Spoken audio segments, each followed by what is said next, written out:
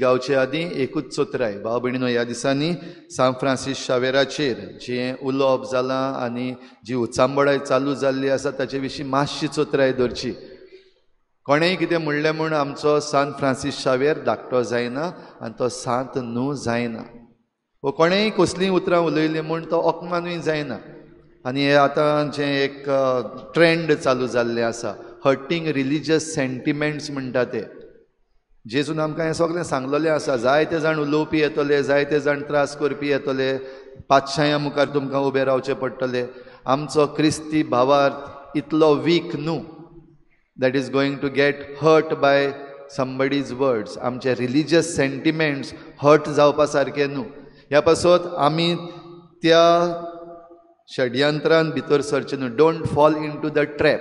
ह्या दिसांनी एक ट्रॅप सेट केल्लो आसा आमकां आनी तो कित्याक केला तोय तुमी सगळीं जाणा.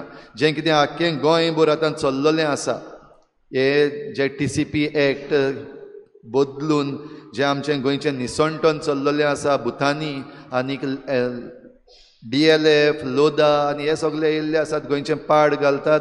ताचेर जी चडवड सुरू जाल्ली आसा गोंयकारांची ती पाड घालपाक हें एक षडयंत्र काडलेलें आसा. एकल्याक उजार केल्लो आसा तो वेलिंगकर म्हणटा ताका उजार केल्लो आसा पपेट कसो.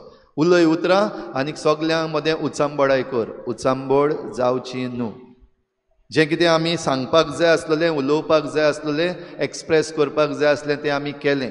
फकत क्रिस्तांवांनी न्हू पूण सगल्या गोंयकारांनी. आनी मॅसेज इज व्हेरी क्लियर. इतलें पुरो. आमी आतां रस्त्यांचेर वचून बोवाळ मारून एरेस्ट कर आमी जाणा आमचे इगोर्जेन कितें जाल्लें तें.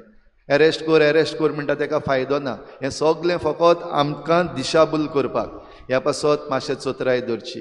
एकामेका लागींनूय आमी उलोवया आनी जाणा जावया आमचो भावार्थ आनी आमचो गोंयचो साहेब आमचो पात्रोण सान फ्रांसीस शावेर कोणाच्यान कितेंय म्हणलें म्हूण कांय करूंक जायना.